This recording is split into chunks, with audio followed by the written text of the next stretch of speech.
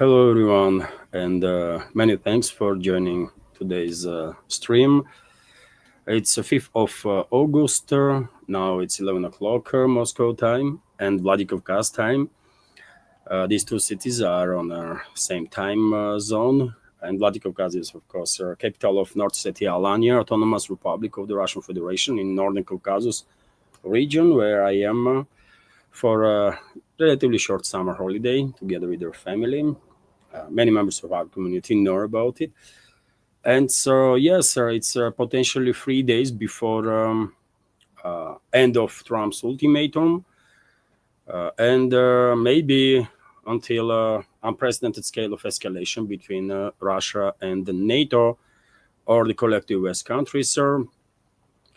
Let's hope all the skeptics are wrong, including myself, and there will be no escalation, especially in military terms, but I'm afraid chances on that is slim to none or next to none. But anyways, as always, dear friends, I have prepared a new segment for you, and after new segment, I will join community chat for a little while. And just a sec before I start, Ayn, can you plug this?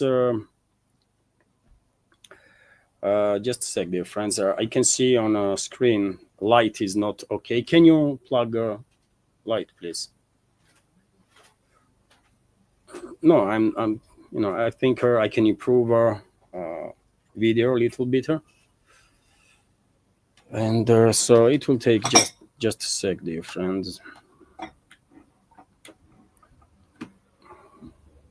Turn it on.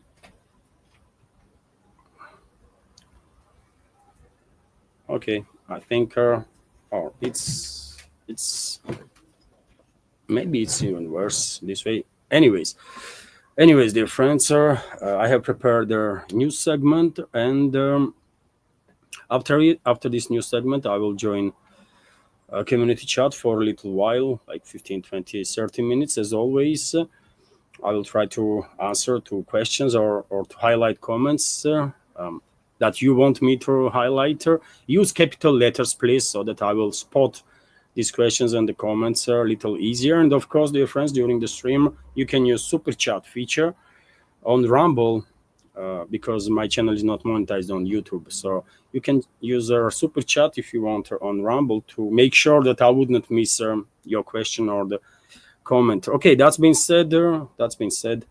Enough for an intro. Let's start with the new segment, and there is quite a lot of important developments, dear friends, and I will start with this reporter from RT and obviously many other media outlets here in Russia. Pay attention to it, including and public also.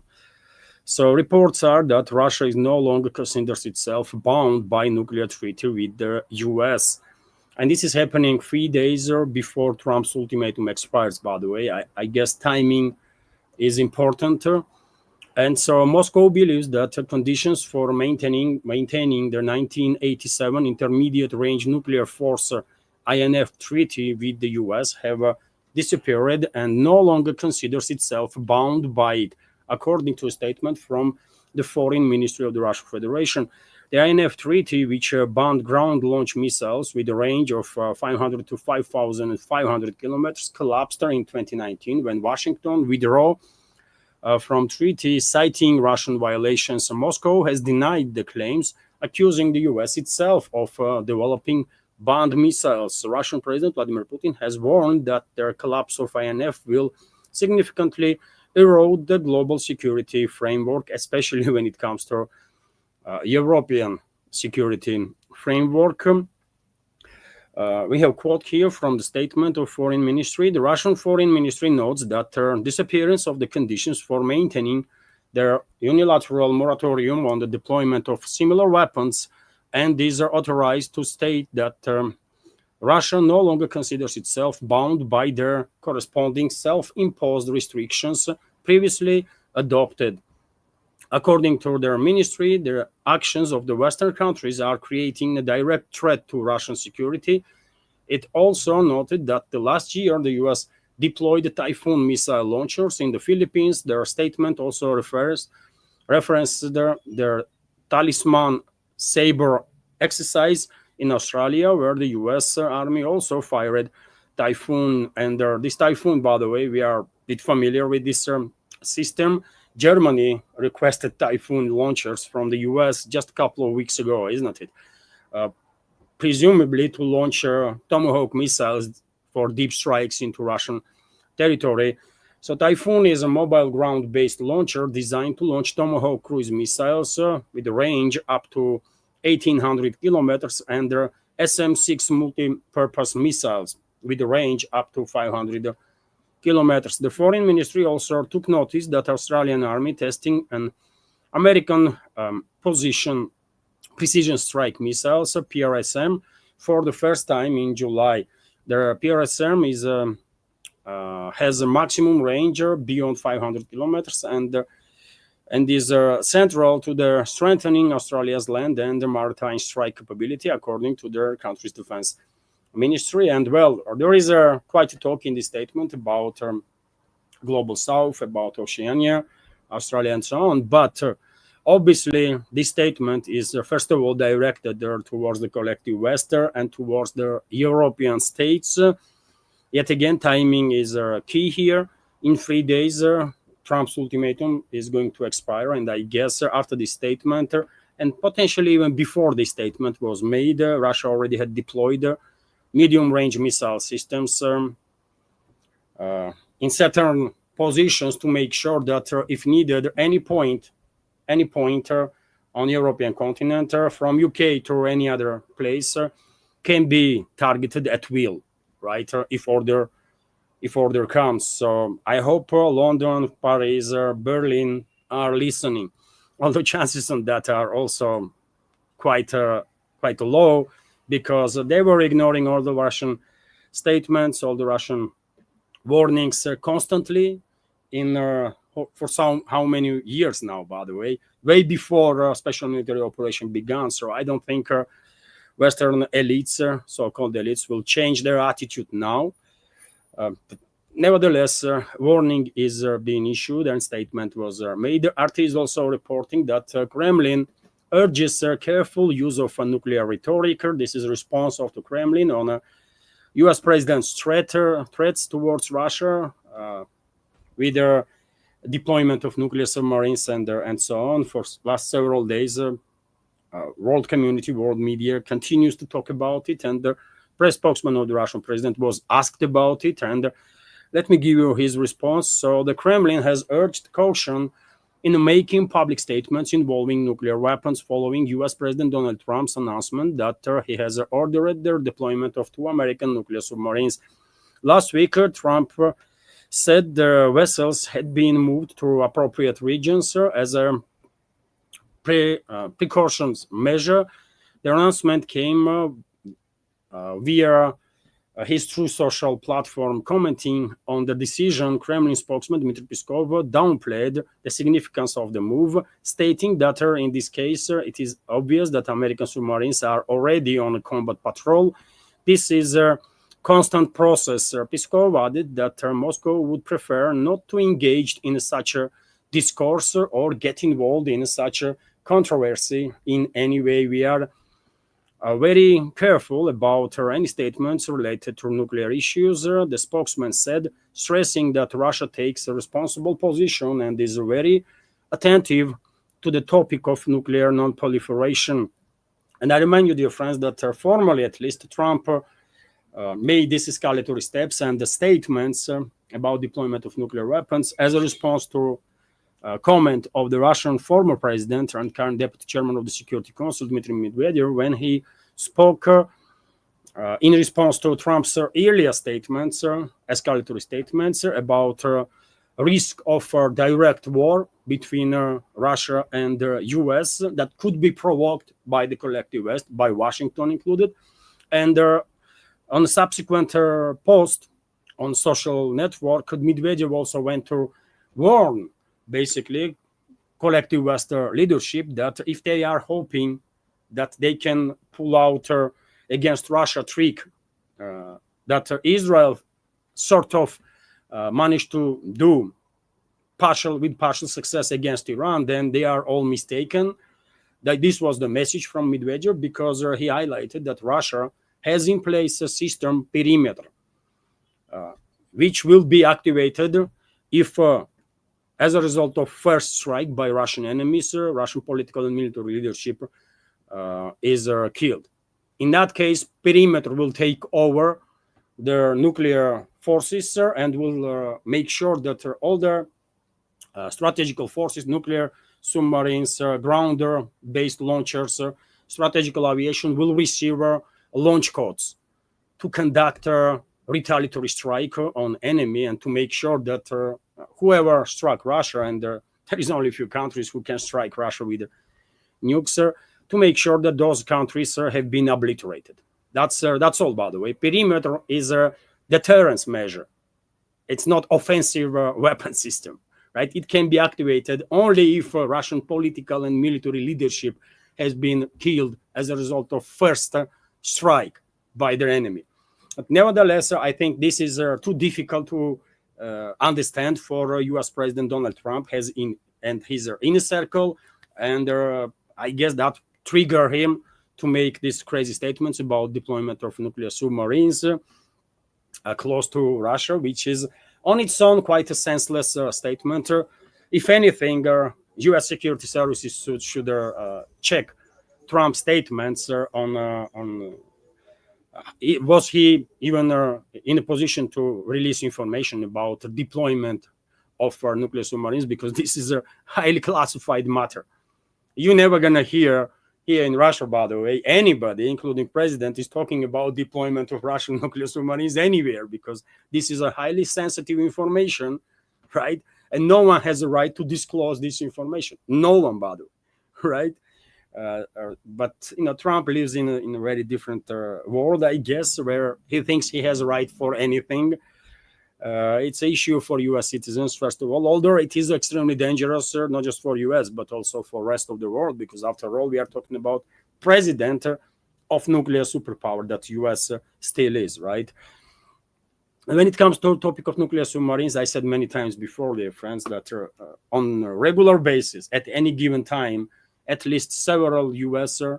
nuclear-capable submarines are on patrol and are ready to launch missiles if order comes instantly. And also similar or maybe even more Russian submarines are constantly on patrol at any given time and are ready to launch intercontinental ballistic missiles with nuclear warheads at any given point if order comes. So from military standpoint, Trump's statement was nothing extra ordinary, would not change Russian military calculus or deterrence calculus, because yet again, I mean, U.S. constantly has at least 3 or 4 nuclear submarines on patrol, right? Ohio-class missile carriers on patrol. One more, one less, in strategical terms, it does not really change much, because even the launch of a single nuclear submarine is enough to provoke full-scale nuclear exchange between the countries, right? And then, it's game over for human civilization. But this is comment, by the way, from Russian side. I guess this calm, diplomatic, very measured statements from Kremlin does drives crazy, by the way, Trump and his inner circle, because probably they are expecting that, well, because of their threats, Moscow gonna react emotionally and make retaliatory threats or something. But no, Moscow is very calm and issues very measured statements, which is exactly it should be done, right? And if U.S. leadership is going crazy because of that, no, well, too bad, too bad. What I can say.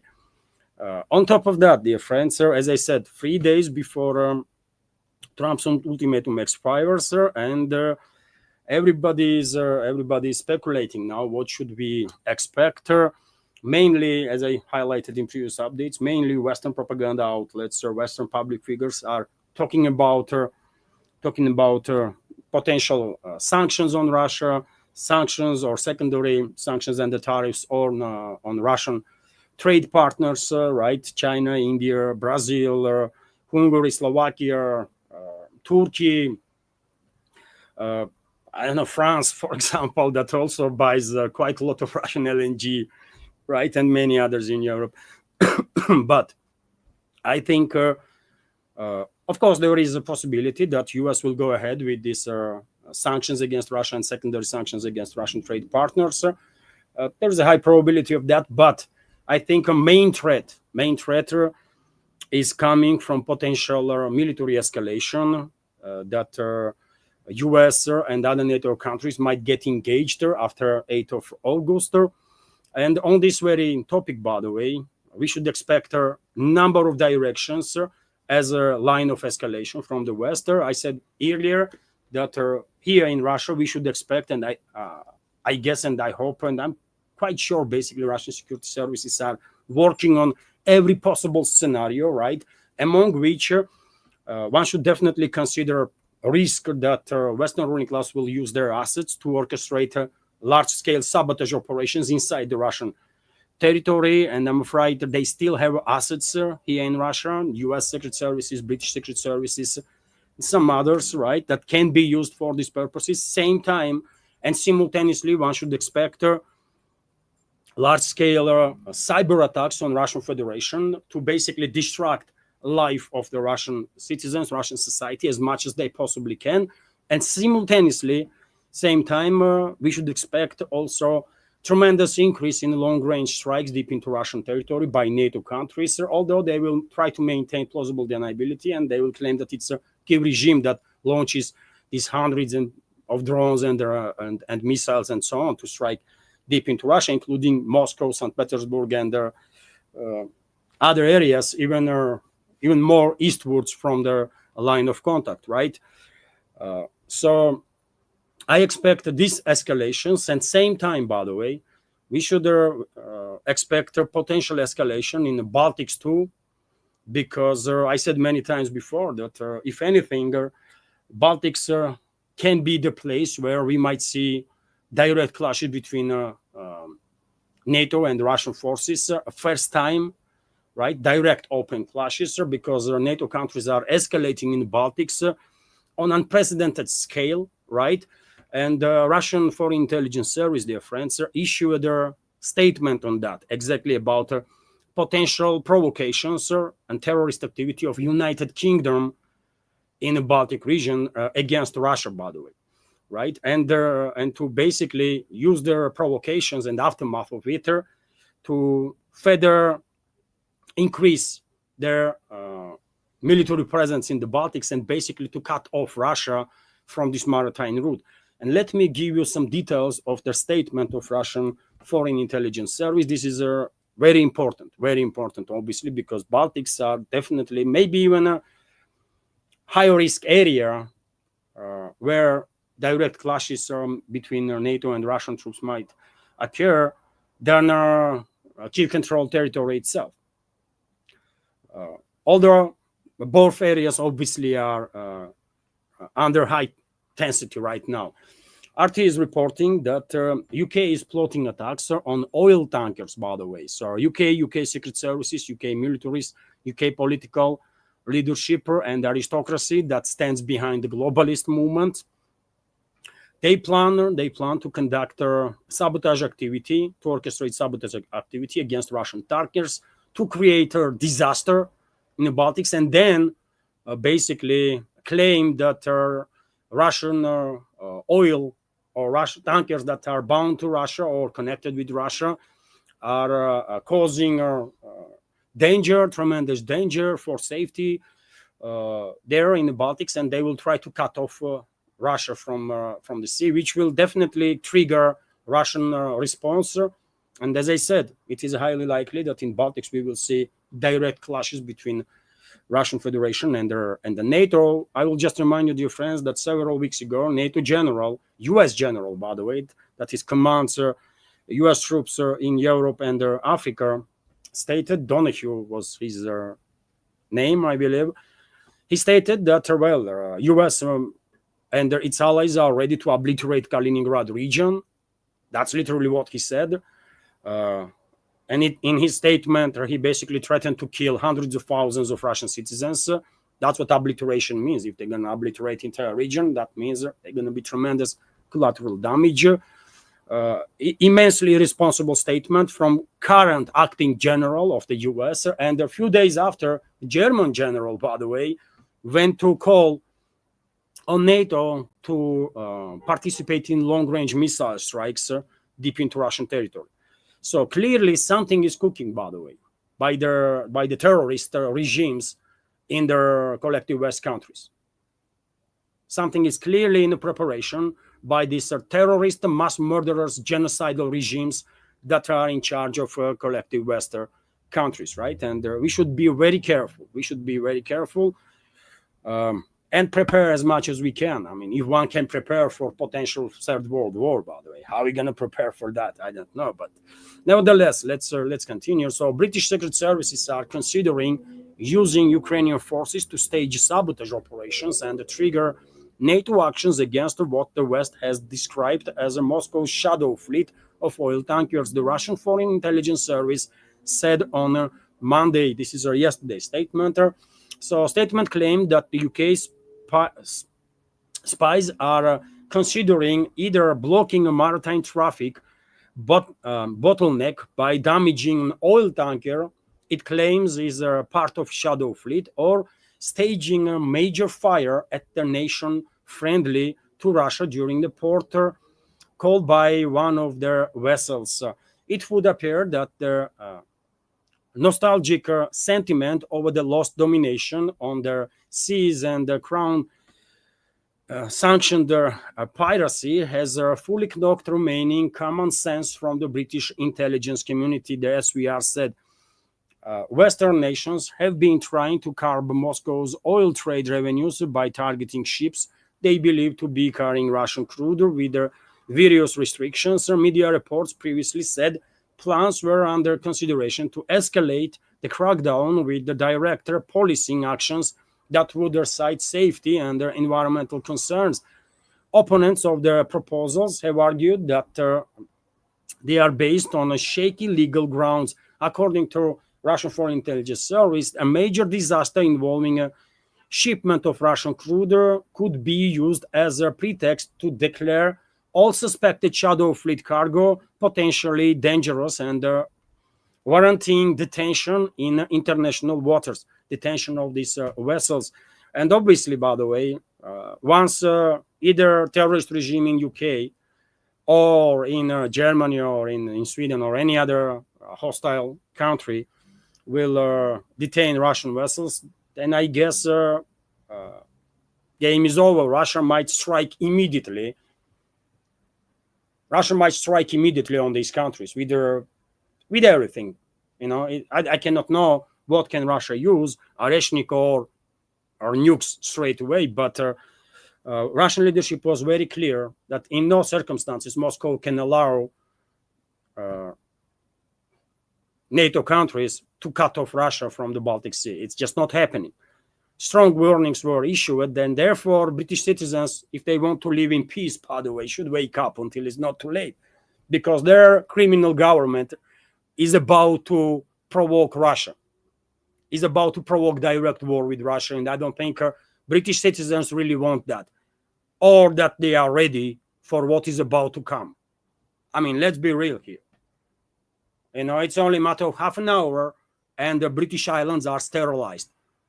People in UK should understand it's only a matter of half an hour, 30 minutes, and British Islands, by the way, are sterilized. We all understand what that means, right? So maybe it is time for citizens of UK to freaking wake up and demand from their criminal regime de-escalate and not to go ahead with their whatever terrorist acts they have planned against Russia. Until it's not too late, by the way. Nobody here in Russia is seeking a war with either UK or US or Germany or Sweden or anybody, right? We don't want this, but we will defend ourselves. That's how it is, right? So to continue on this matter, the Ukrainians, the agency claimed, have been chosen as a proxy, Kiev regime basically, have been chosen by UK's political and military and intelligence leadership as their proxy to ensure that the attack on Russian shadow fleet would not be tracked back to its origin, right? They want to maintain plausible deniability, so they will use Kiev regime's assets, as US did, by the way, when they attack Nord Stream pipelines, right? Before this attack, US Secret Services began using Kiev regime's proxies if they were, preparing for something, and eventually, you see what investigation does now. They traced back these explosions on Nord Stream pipelines not to CIA, not to Pentagon or the White House, but to certain vessel that was used by this proxy, CIA proxy Kiev regime and its people, right? And they're gonna UK plans to do something similar, right? It will be British intelligence, British military that will conduct this attack. But same time, I guess already now, certain groups from Kiev regime have been tasked with this purpose to attack fleet. Of course, they're gonna leave trace, right? And if and when potentially investigation will begin, they will take a trace of that Ukrainian group. They would not even try to actually find out what happened. Otherwise, in that case, they will find out that London is involved, right? No, they will know exactly what trace to take, even if an investigation takes place. But nevertheless, let's continue. Western officials, after attack, would blame either Russia, or if Kiev's involvement is exposed, they will blame then Ukraine. SVR is saying to make sure that, yet again, they have plausible deniability in their hands. The idea is to time the strike in a way that would put maximum pressure on the administration of the US President Donald Trump to declare buyers of Russian oil as a secondary parties responsible for the incident and impose sanctions on them too, the statement claims. SVR drew a parallel between the alleged plot and their attack on the Nord Stream undersea gas pipelines in September 2022. The Russian-German infrastructure was disabled in a complicated demolition operation, which the West initially blamed on Moscow. I mean, believe it or not, but you remember these morons are in charge of collective West, and in the Western propaganda or so-called media was actually blaming Russia, that Russia destroyed its own pipeline. I mean, and some people, or maybe even majority of the Western societies, actually believe in that crap, right? That's the level of brainwashing that has happened in the West already. The attack, although resulted, we all know that attack resulted in release of between 445,000 and 485,000 tons of methane gas, according to a recent study, making it a major environmental incident. But yet again, I don't think U.S.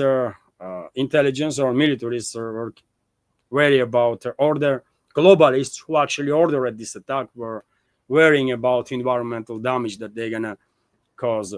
So this is a major warning, by the way. This is a very important statement from Russian Foreign Intelligence Service, and yet again, this plot of UK is exposed, and if anything happens, by the way, if anything happens with the Russian tankers or with the tankers from other countries that are carrying Russian oil, either in the Baltics or in the North Sea or anywhere, we will know that it's a terrorist regime of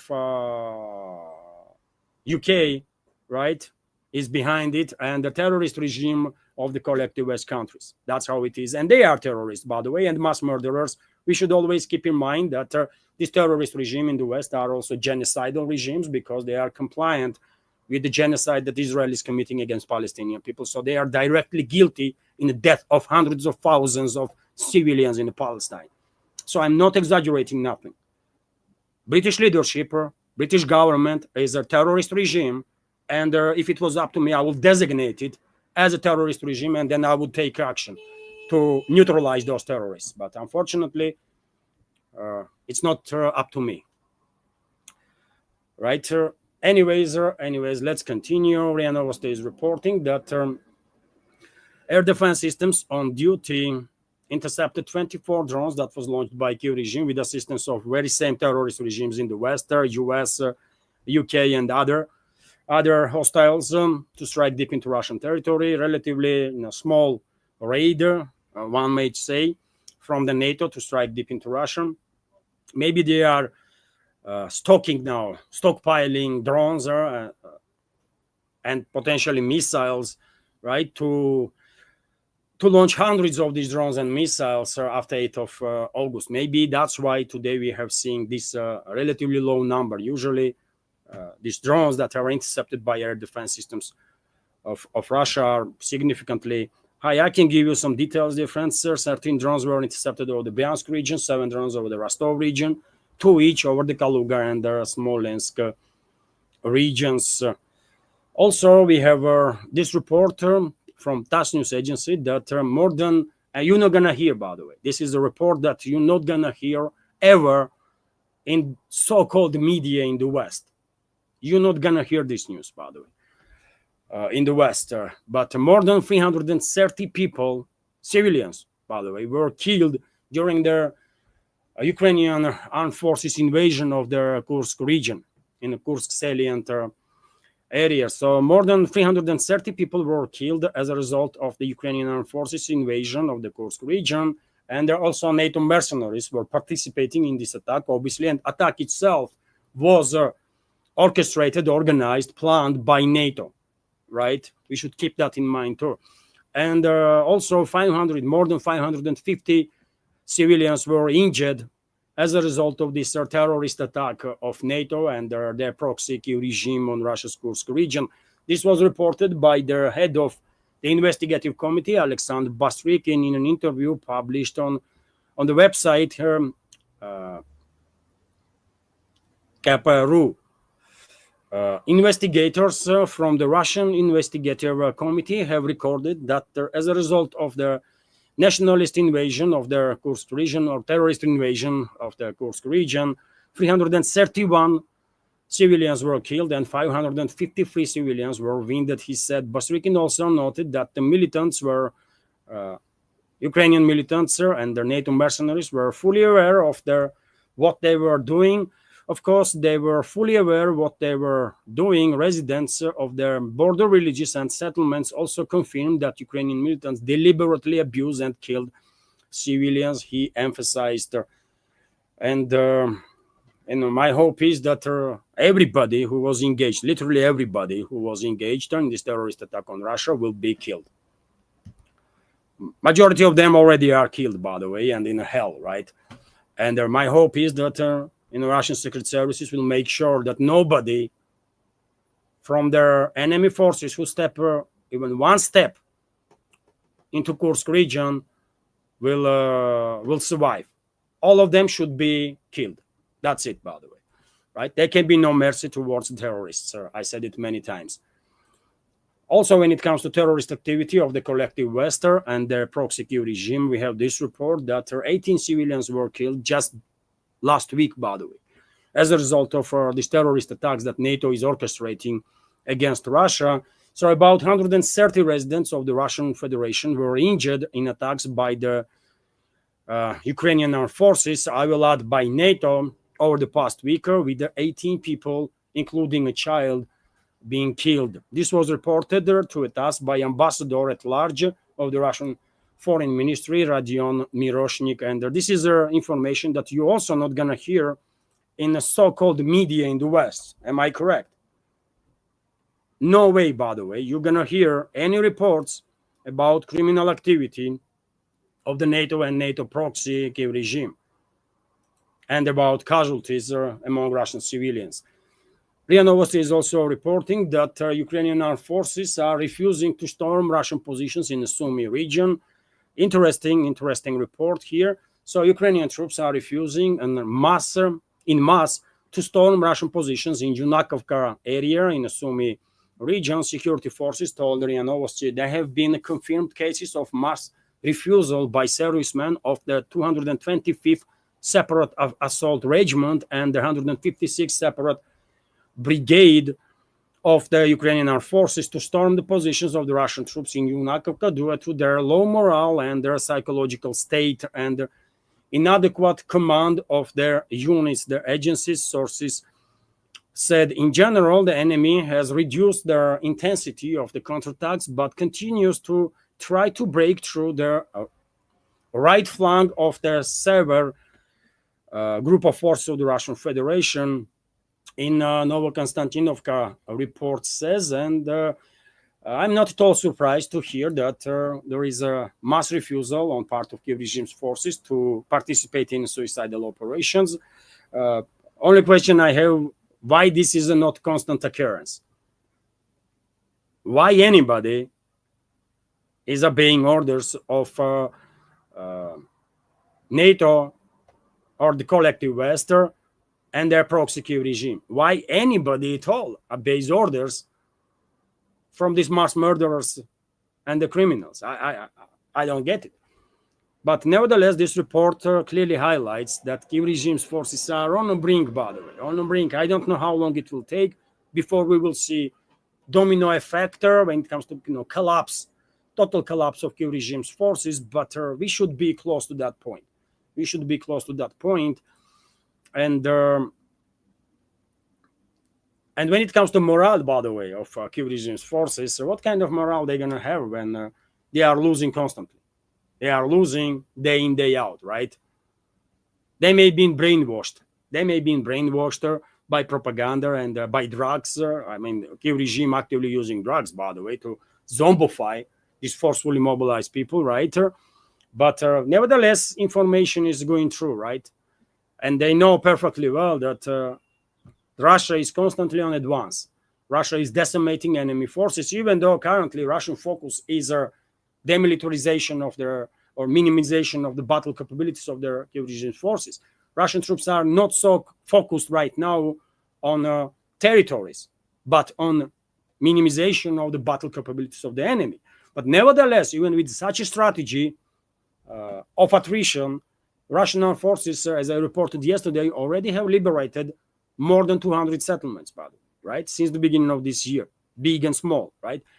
Recent big settlement that was liberated is Chisov Yar, right? City. And I guess it's only a matter of, I don't know, maybe a couple of weeks, maybe months or two, and Seversk,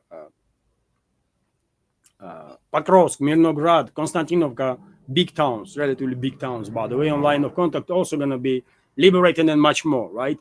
So what kind of morale Kiev regime's force is going to have, by the way? I mean, zero, right? Or almost the zero, maybe with the exception of some neo-Nazi formations that are full of hate.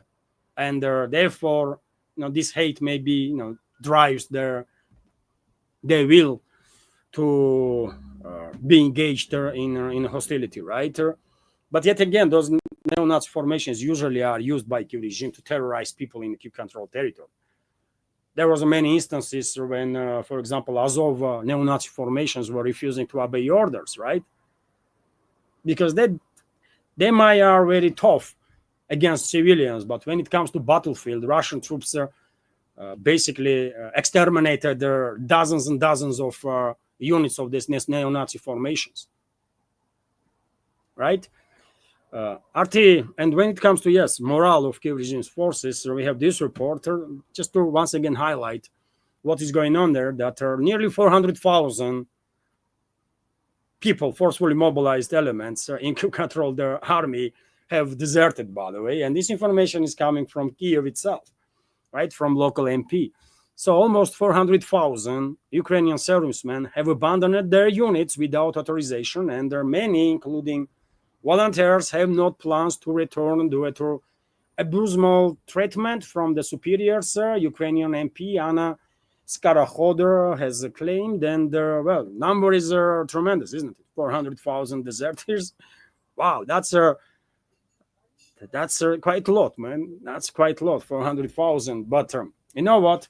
I think among these 400,000, maybe not all, but majority from these 400,000 have been killed in a battle and Kiev regime is just designating them as a deserter so that they would not pay compensations to their families. I think that's what is happening, because I mean 400,000, it does not really looks realistic to me, right? 100,000. I mean, earlier there was reports that there was 100,000 desertions, and that number, even though very high, especially if you keep in mind that the regime has detachment units, by the way, on the second line that opens fire on retreating Ukrainian troops, right? And so, therefore, it is not that easy, technically speaking, for the Kiev regime's military personnel to either surrender to Russian side, because there was numerous occasions when Ukrainian units that were decided to surrender was obliterated by their own comrades with artillery fire and tank fire and you name it, right? So it's not easy for them to either surrender or to leave the position or retreat or run away, because of these detachment units of neo-Nazi formations that are opening fire on them, right? And we have seen many instances when they are capturing these troops, they are executing them. I have shared on my Telegram dozens of times such videos, right, in last 3 years. When there's neo-Nazis capturing these retreating soldiers or soldiers that were decided to surrender, they are executing them. And they are publishing videos about it, by the way. There was instances when they themselves were publishing videos. But obviously nowadays, majority of such videos are filmed by Russian drones that are, happen to be on a location at the time. And on the line of contact, there is, I don't think there is even a single moment when there is no drone in air at any given sector of the front. There is always numerous dozens of drones in the sky, right? So I think from these 400 alleged deserters, vast majority have been killed on a battle, and they've been designated as deserters so that Kiev regime would not pay compensations to their families. That's what they are, man. That's what Zelensky is. That's what Yermak and Zaluzhny and Baluzhny and Sirsky and all that garbage and human scum is, and their Western masters. That's what they are, by the way. Scum of humanity, right? To continue, let me give you this news that Poland considers bringing back visas for Ukrainians. Same vice speaker of their Polish Sejm, which is a parliament, Bosak, has stated their security services warn open borders are unsustainable without more funding. So maybe soon residents of Kiev controlled territory will find it tremendously difficult, even more difficult than it is now, to cross the border. And dear friends, before I continue with the other news, and there is a very important news to share in the second part of this news segment, let me just highlight that this media project is completely subscriber funded, dear friends, as many of you know, and only exists as long as I have your support. And well, if you like my work, if you want to see potential further development of this project, please consider to support my work. You can do it through several means. You can donate through PayPal and Boosty platforms. You can subscribe to my Patreon or Boosty pages. You can use crypto for support, and during the live streams, you can use a super chat feature on Rumble, not on YouTube, because on YouTube my channel is not monetized, but it is monetized on Rumble, and you can use super chat on Rumble during these streams to donate, and also you can become a premium subscriber on Rumble. All the links are on this video in the description box and will be in the pinned comment, dear friends. And well, I hope today will be a little more successful than yesterday, because there was not a single donation yesterday, by the way. I guess my work was not good enough yesterday, which is too bad, but hopefully I'm doing a little better today. Yes, I will read super chat after the news segment. So Annie is telling me that there was a super chat today, and which makes me happy, by the way, because yet again, when you are dependent on community support to maintain this project, to be fully focused on this work, every day matters, every donation matters, right? And unfortunately, every now and then there are days when there is not even a single donation for this project. It does make this work more harder than but anyways, okay, all the links, dear friends, if you want to support, are on this video in description box and will be in a pinned comment. And let me continue with the new segment now, second part. And I have this report that US President Donald Trump, whose ultimatum to Russia gonna expire in 3 days' time, went on to strike on India, by the way, with his post on True Social. Let me read what he said, dear friends. So India is not only buying massive amounts of Russian oil, they are then, for much of their oil purchased, selling it on the open market for big profits. They don't care how many people in Ukraine are being killed by the Russian war machine. Because of this, I will be substantially raising the tariff paid by India to the USA. Thank you for your attention to this matter, Trump and his comment. And well, what can I say? I mean, how come that India buying Russian oil is demonstrating that it does not care about lives of Kiev regime's forces? Why should India care about Kiev regime's forces in the first place? Let's be real here, right? But somehow in Donald Trump's mind, freak mind, by the way, I mean, he's clearly sick, right? He thinks that, well, while India buying oil from Russia, New Delhi is becoming a part of a war.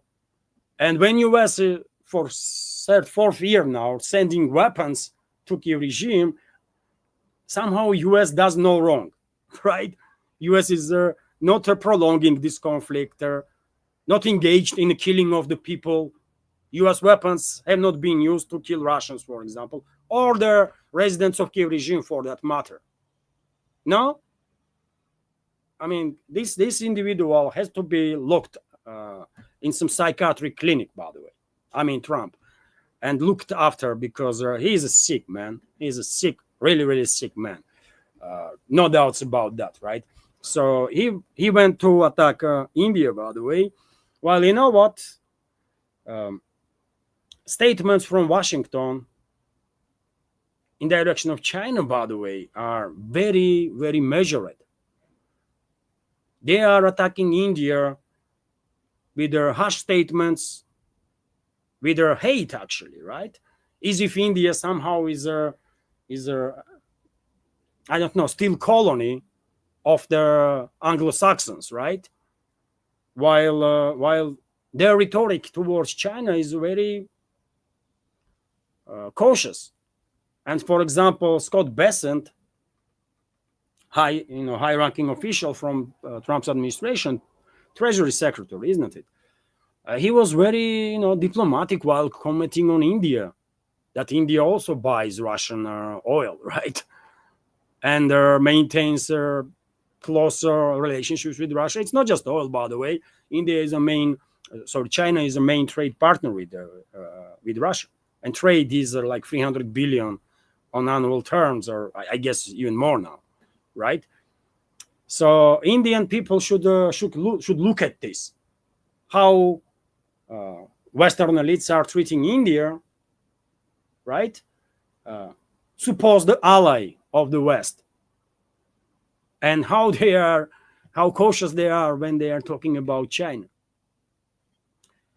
This should be good enough message to realize that India can never ever trust collective West. By the way, if previous history and past of India is not enough as a lesson, then just observe current developments. How you being treated, by the way? Who the hell is Trump to tell India what to do, man? I mean, how crazy is that? Unbelievable, right? And I'm telling you, dear friends, Indian leadership that an Indian political class, by the way, that was maybe not maybe was struggling with the position in regards to relationships with Russia, because in India there is allegedly, but I never been in India, but allegedly what I have seen in media here in Russia, in alternative media included, there is a significant portion of the political class in India that is extremely pro-Western, right? Extremely pro-Western, probably controlled by Western secret services. Otherwise, how you can be pro-Western, man? How you can be pro any other country except your country? How is it even possible, right? I don't get it. But nevertheless, maybe there was initially some doubts that India will withstand this pressure from the US, but now there are less doubts. Still, not everybody is convinced that India will manage to withstand its positions and to not bow down to the US. But probably in last 24 hours, we have more reasons to believe that New Delhi will stand strong. And we have, for example, this reporter that India's government issued official statement, dear friends. You can see on your screen now this statement, and I can read it for you.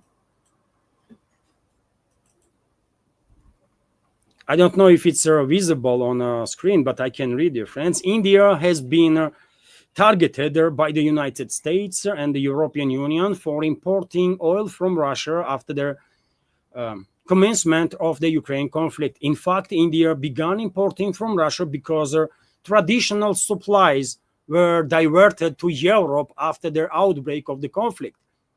So what Indian government is saying, that once conflict erupted, traditional sources of supply for India diverted their supplies to Europe because Europe cut on Russian oil supplies, right? Russian energy supplies.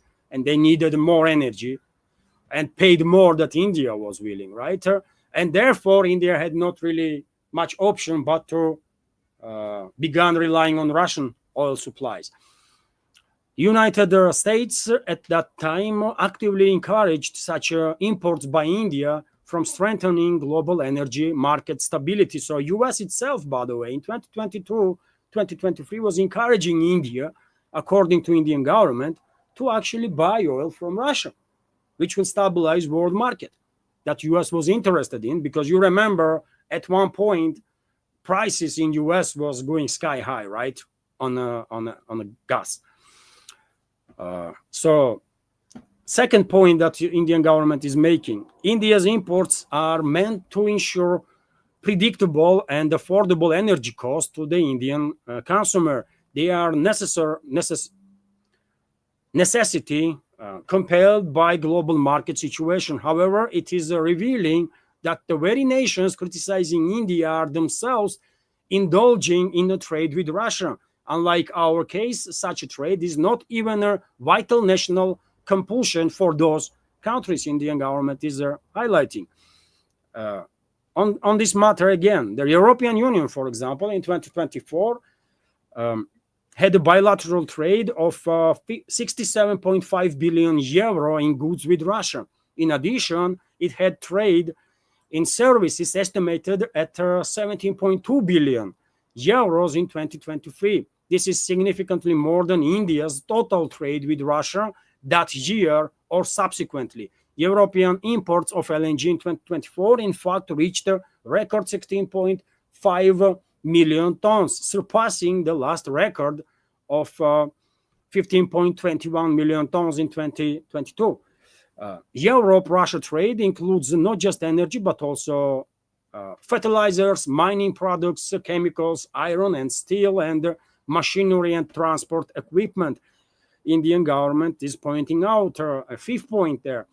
Where the United States is concerned, it continues to import from Russia uranium hexafluoride, enriched uranium, by the way, for its nuclear industry, palladium for its EV industry, fertilizers, as well as chemicals. So US itself is buying Russian goods, maybe not in volumes like China or India does, or even European states, but still, by the way, US itself is also engaged in a trade with Russia.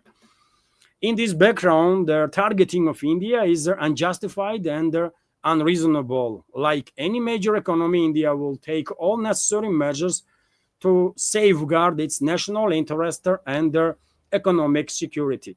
So this is the official statement of India's government.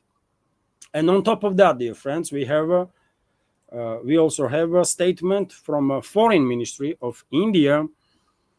Let's read this information also. So India had become the target of attack from the West for importing oil from Russia, all through the United States previously supported such purchases for the stability of the global energy market. I mean, same stuff as in government statements. Basically, India refuses, at least for this moment, to bow down these statements. And this makes me happy, by the way. India have to demonstrate that it's a major superpower in this world, and nobody can tell New Delhi what to do, when, how, and why. Nobody can tell New Delhi how to act. Right? This is very important for emerging multipolar world, by the way. This is very important for all the organizations that India is a part of, right? Including BRICS. So therefore, my hope is, by the way, that despite these attacks from the West, from Washington in particular, New Delhi will withstand pressure for sake of India, for sake of multipolar world, by the way, for sake of humanity. Because I'm telling you, if India bows now, next demand from Washington is going to be India to withdraw from BRICS and all the other organizations that are uniting countries of this world, by the way, right? Global South or other regions. So therefore, I mean, India has to stand strong, by the way. And yet again, India is a part of BRICS. And I think even if US will go ahead and impose 100% tariffs on Indian goods, I think this will harm US consumers much more than India's economy, because Indian businesses will just simply divert their exports, right? They will just divert their exports, and one should keep in mind that third parties will get engaged. And so India will sell very same goods to US, but through third parties, and US consumers in that case also will pay just, significantly more. That's all, right? And dear friends, it is becoming clear that Indian society, Indian political class in larger, and Indian media are more and more frustrated with the US, no matter how pro-Western they are, or no matter how much they would like to have a strategical partnership with the Western. Treatment that they are getting definitely forces them to think about their stance, or think about how trustworthy Western so-called partners can be. And let me show you just little fragment, by the way, on one of the India's most popular media project. It's hilarious. It's hilarious, by the way. You're gonna find it interesting. President in the 20th century. So much could have been avoided. The First World War, the Second World War, the nuclear arms race, the Cold War. Trump could have prevented all of it. After all, his surname is Ceasefire. We know that all politicians are full of themselves. They can be arrogant and boastful. But Trump is one step ahead. He is shamelessly full of himself. And we saw an example of that yesterday. The White House openly demanded a Nobel Peace Prize for Donald Trump. Listen to this. The president has now ended conflicts between Thailand and Cambodia, Israel and Iran, Rwanda and the Democratic Republic of the Congo, India and Pakistan, Serbia and Kosovo, and Egypt and Ethiopia. This means President Trump has brokered, on average, about one peace deal or ceasefire per month during his 6 months in office. It's well past time that President Trump was awarded the Nobel Peace Prize. I think she missed a few there, like Tom and Jerry, Harry Potter and Voldemort, Batman and the Joker, and Luke Skywalker and Darth Vader. If you're going to make fake claims, might as well go all in. Yeah, that's the attitude, dear friends. That's the attitude that US is generating now in India, quite understandably. And well, US, you know what? To finalize this matter, dear friends, I will argue that Donald Trump actually illustrated US itself with these constant threats, right?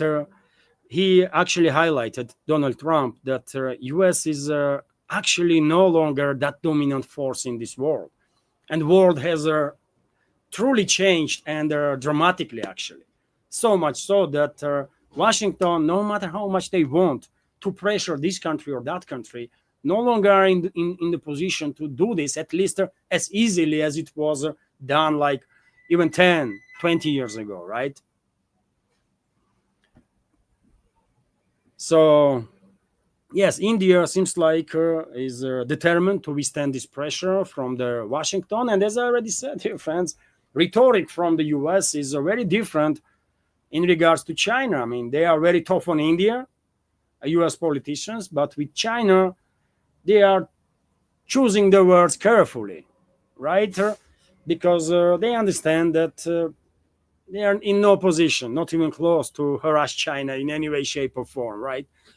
Beijing just gives no damn about anything that Washington has to say. Literally, they just don't care, right?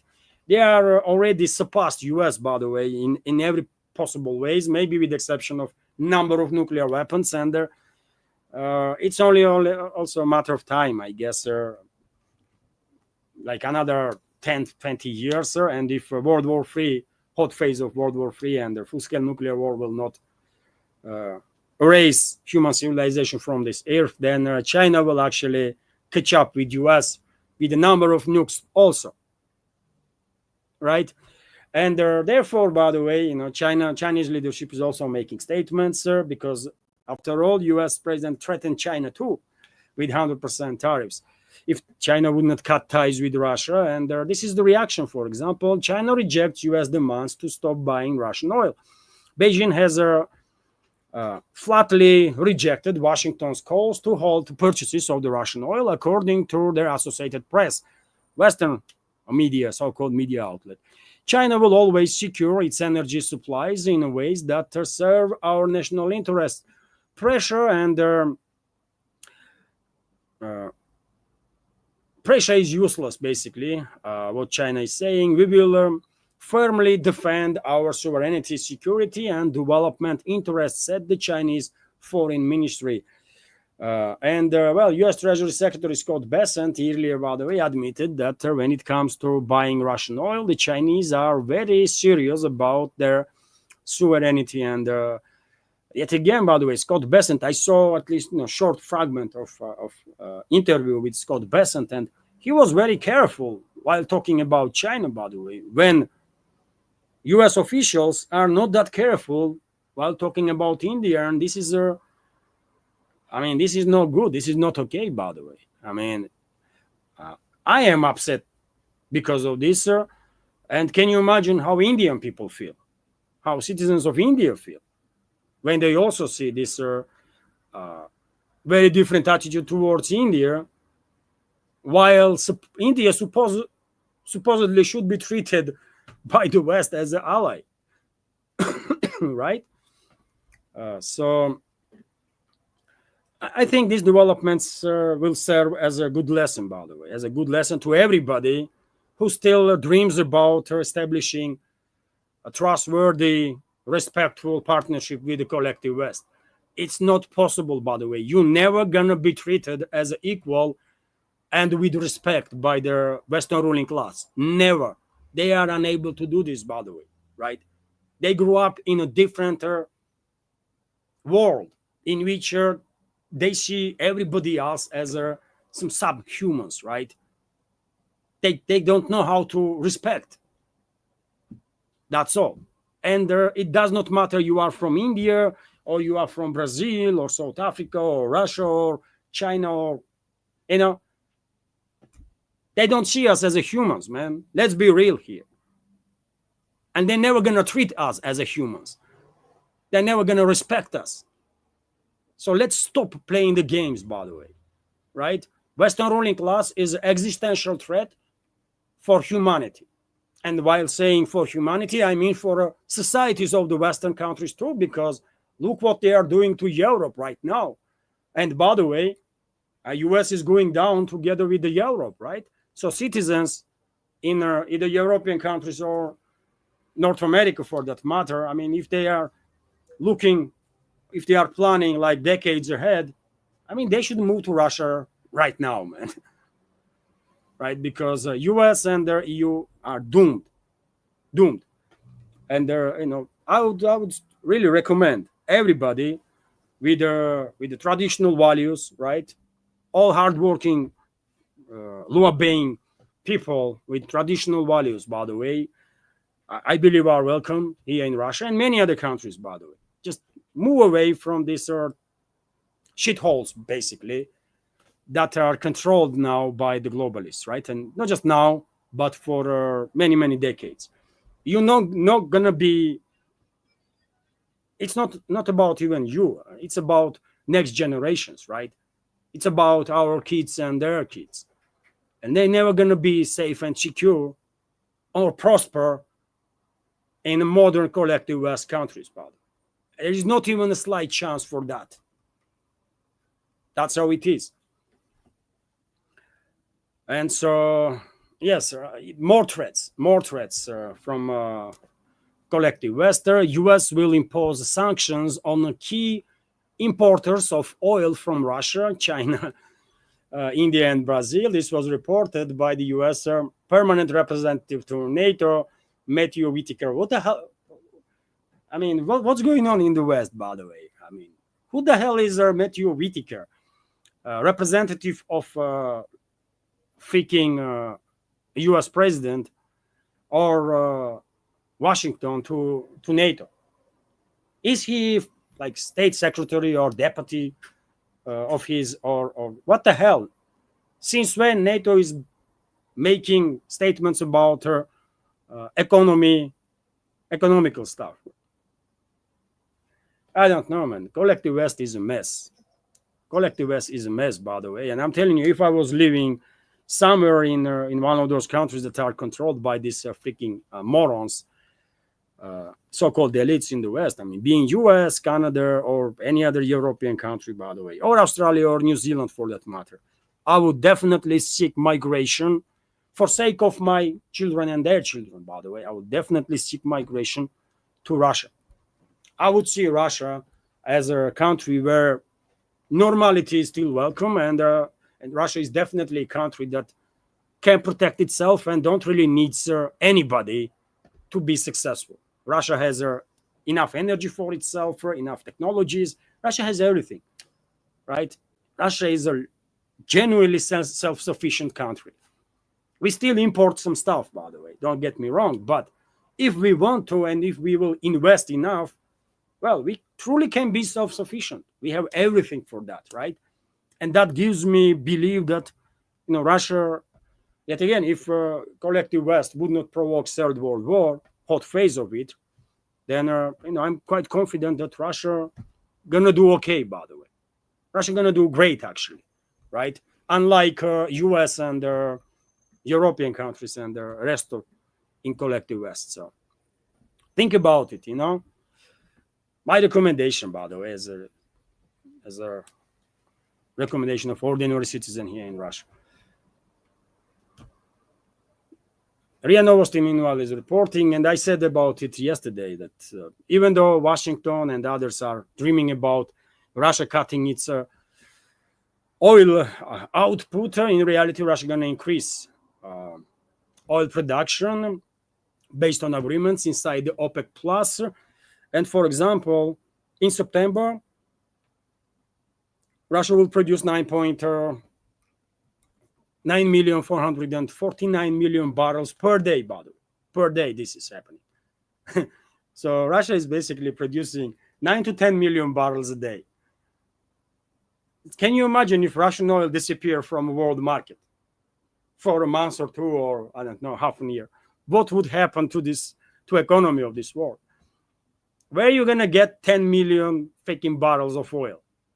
Of course, significant volume of this 9-10 million barrels stays here in Russia because it's being consumed by Russian economy, right? But at least half of it is exported, right? Still big number, isn't it? Let's continue, by the way. RT is reporting that West is frustrated by Russia's sanctions, according to Washington Post. Oh, really? Western countries have grown increasingly disillusioned with the impact of sanctions on Russia, according to the Washington Post editorial board. Excuse me. The piece on Saturday's echoed the recent remarks by the US President Donald Trump, who questioned the effectiveness of the restrictions on Russia. The West has imposed an unprecedented number of sanctions aimed at crippling the Russian economy since February 2022, when the Ukraine conflict escalated. Moscow has consistently affirmed that their measures have failed to destabilize its economy or isolate it from their global financial system. The Kremlin said their sanctions have backfired on the very states that implemented them, which is true, by the way. I mean, factual, right? The inability of the Western sanctions to cripple Russian economy has been one of the most persisted frustrations of their conflict. Their editorial states, editorial of Washington Post, right? Editorial states where I was, noting that their country's GDP grew by over 4% last year and is projected to slow but continue expanding in 2025, which is also true, by the way. This year, Russian economy may grow, I think, at least 2.53%, which is going to be higher than any country in Europe, by the way. Any leading economy in Europe, Germany, France, UK, or Italy, or Russian economy is still going to grow higher than they. But they're not even going to grow, by the way. UK economy is in recession, German economy is in recession, French economy is in recession. They call it a technical recession because they are manipulating with numbers, but in reality, it's a recession, by the way, and not the first year. For the last 2-3 years, all these leading economies in Europe are in a recession, right? So Moscow has managed to withstand the pressure by redirecting trade from Western partners to Asian markets, with China and India emerging as its principal customers, according to the Washington Post. And great. Let the Western elites be frustrated. Maybe they will learn something. Maybe they will begin acting a little more seriously, a little more adequately. Although chances of that is obviously very little, but nevertheless interesting that Washington Post is also acknowledging that, there is a frustration now among Western so-called elites, and sanctions are not really working or hurting, actually, West maybe even more, and definitely much more than they do hurt Russia.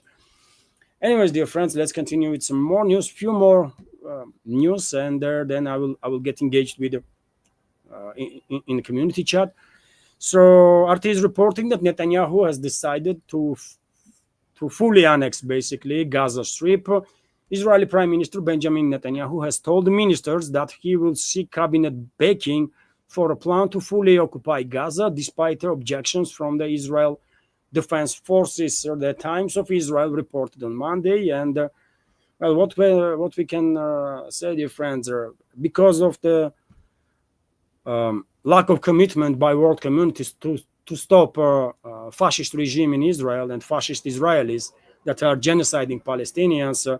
Obviously, this mass murderer and genocidal maniac Netanyahu will go ahead to basically implement a Karabakh scenario in the Gaza Strip, which means evict everybody who will manage to survive from the area, as it happened in Karabakh after Azerbaijani forces established control over the region, as a result of which some 200,000 Armenians have been basically evicted from the region, forced out from the region, right?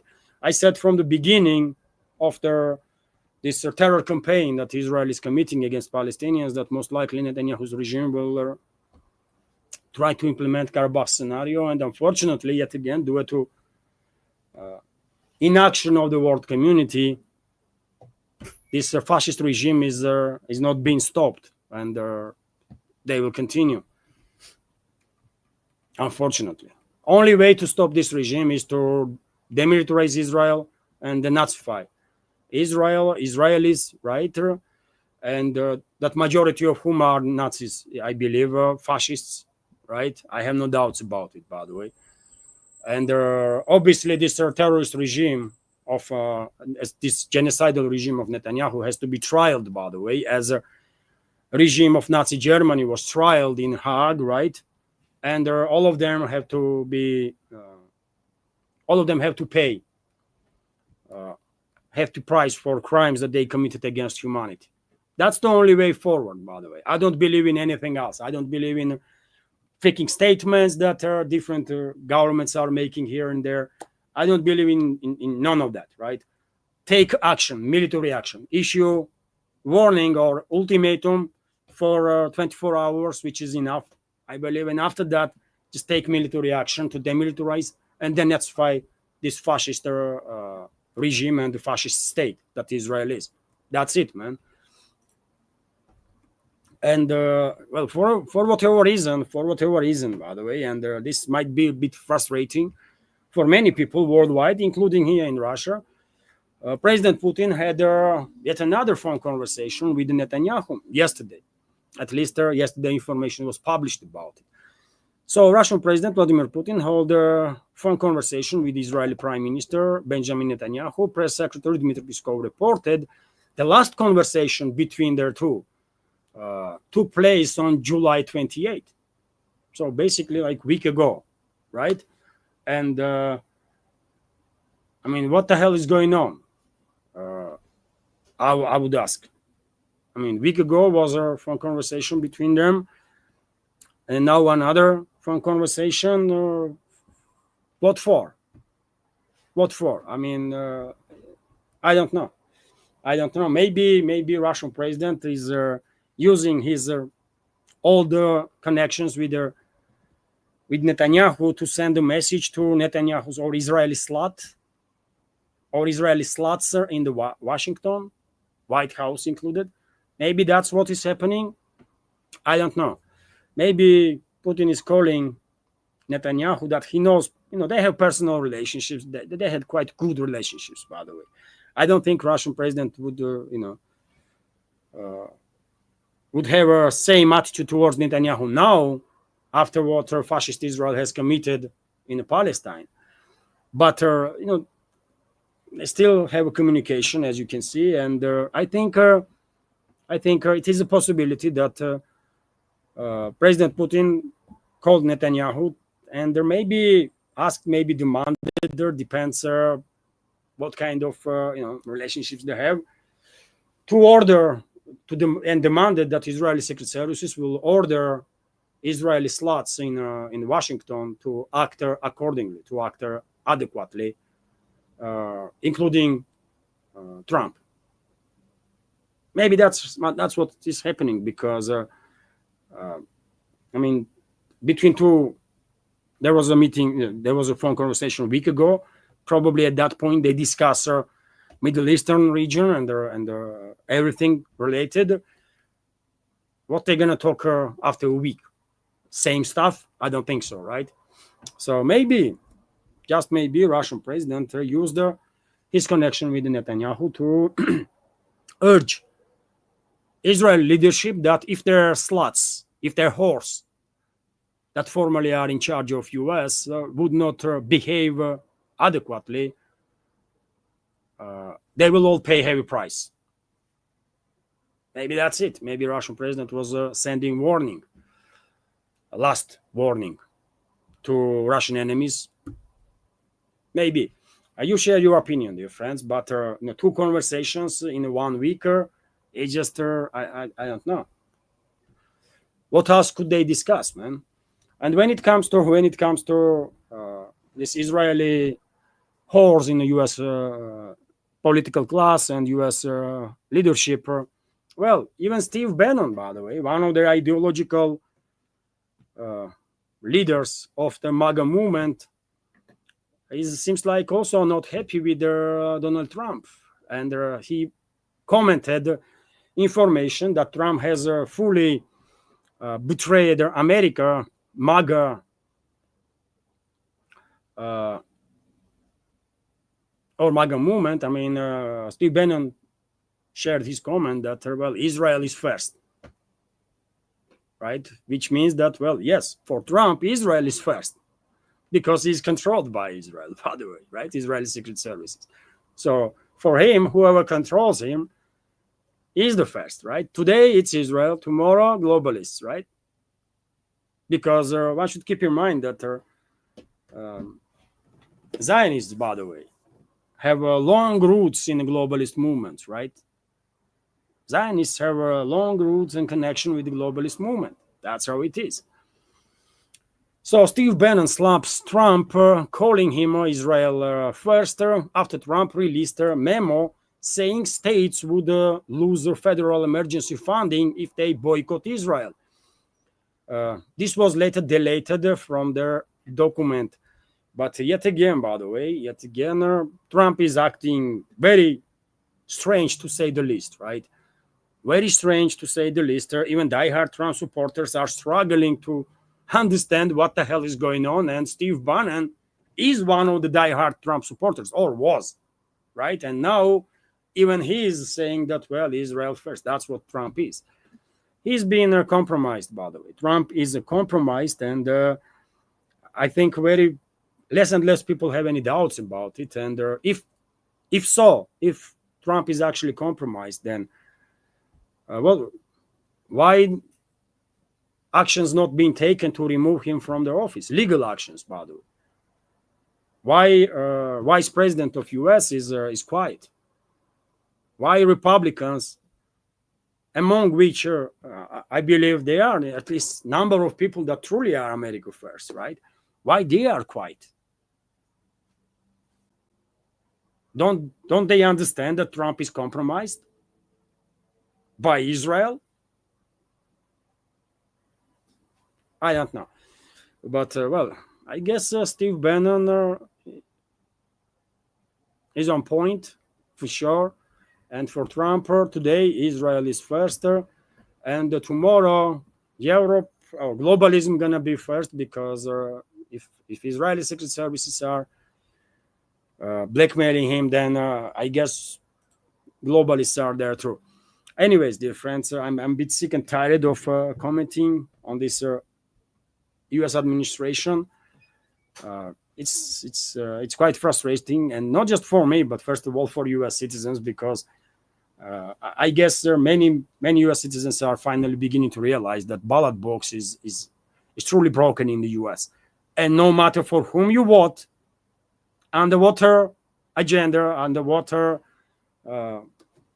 promises, you're gonna get the same shit over and over again. And it's just factual, by the way, right? A few more news, dear friends. EU to delay countermeasures to Trump's tariffs for 6 months. EU spokesman has stated and well, what can I say, dear friends? I mean, this is a truly strong and sovereign Europe at its best, isn't it? They already had a disastrous agreement with the US that cannot be fulfilled whatsoever. I mean, there is not even a slight chance.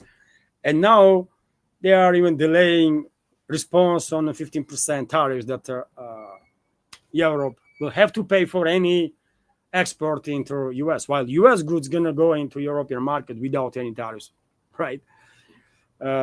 EU, man, EU is a joke, isn't it? EU is a freaking joke. RT is also reporting that, well, Swiss president has been blamed for another disastrous deal with Trump. So Swiss President Karine Keller-Sutter is facing backlash after trade talks with Washington collapsed following disastrous phone call with the US President Donald Trump, the Financial Times has reported, citing sources familiar with the matter. And I remind you, dear friends, that Swiss goods will be tariffed 39%. Trump announced that 39% levy will on their one of the highest globally on Swiss goods will be implemented. The statement was made on Friday by Trump, and this is a big deal for Swiss, by the way. I guess U.S. market is a market that Swiss businesses, majority of which are in a luxury compartment, right? I mean, I don't think Swiss businesses can survive if they lose U.S. market, right? And they're gonna suffer. They're gonna suffer big time. Even if Swiss businesses, Swiss products, being watches or whatever, they already are in a premium class, right? And for rich or ultra rich, I mean, if 39% will be introduced tariffs on these Swiss goods, I mean, increasing prices this big on the Swiss goods will have to have an impact, by the way. Will have to have an impact on our Swiss producers. It's just too big a number, isn't it? Too big a number. And, I don't know who to blame, by the way, Swiss president for this disastrous agreement with the US or whomever.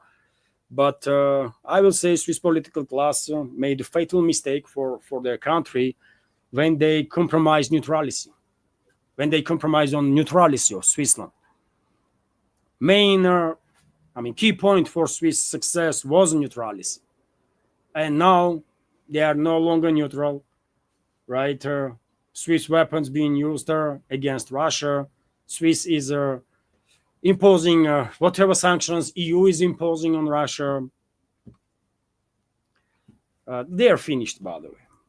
Switzerland is finished and will go down as an irrelevant part of Europe, together with Europe. Just give it another 20, 30 years, by the way. No one going to remember that at some time in the past, no one going to remember in 20, 30 years that there was a times when Switzerland was actually kind of important, right?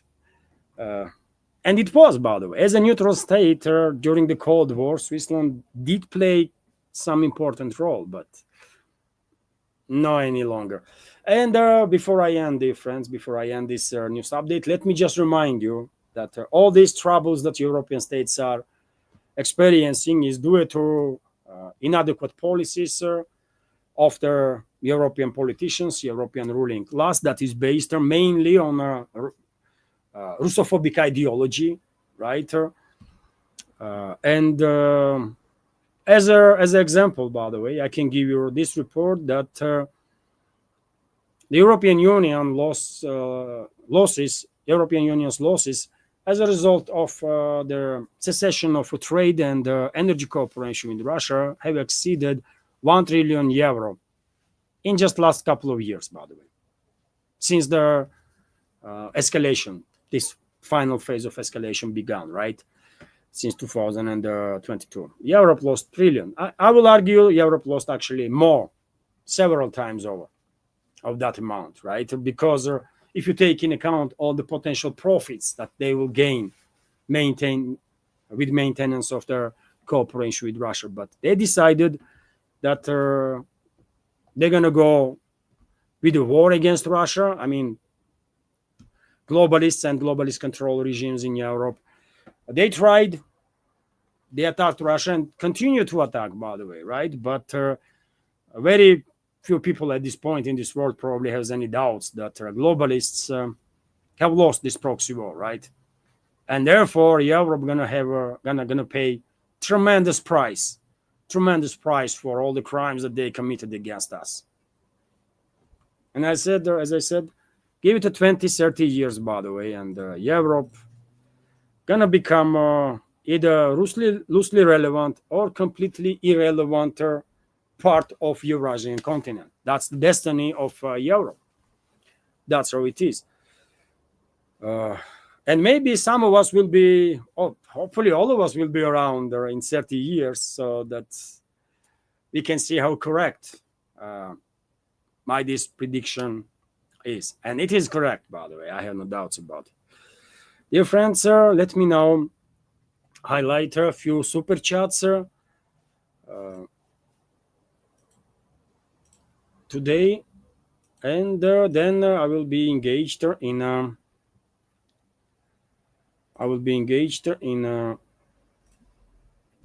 community chat. I hope, dear friends, you find the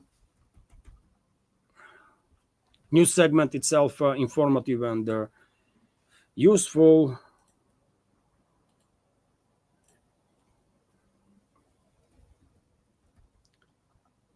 Just 1 minute, dear friends, some technical stuff here.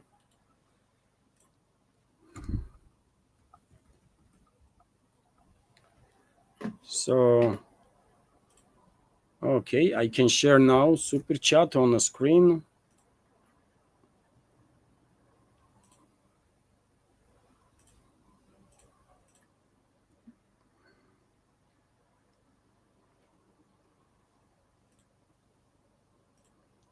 This is one super chat, dear friends, from Alan Richards. Thank you very much, Alan, for your support, for your attention, for your $10 super chat donation. Best wishes, Levan. Alan is commenting. Thank you very much. Also, we have a super chat from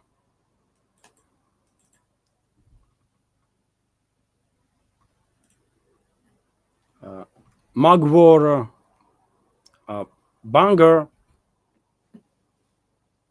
Thank you very much, Mark, for $10 donation and the super chat. The Dead Hand System, a brilliant name. Yes, this is a NATO designation, dear friends. In Russian, it's called perimeter, this system that guarantees Russian retaliatory strike in case Russian political and military leadership is neutralized as a result of a potential first strike from their enemy. And NATO countries usually, NATO basically has its own designations for all sorts of Russian weapon systems. And in this particular case, perimeter being called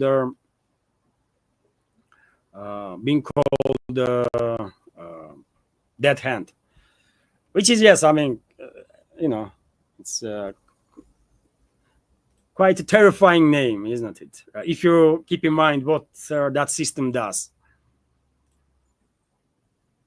And one more super chat. There was another super chat today. Let me share, dear friends.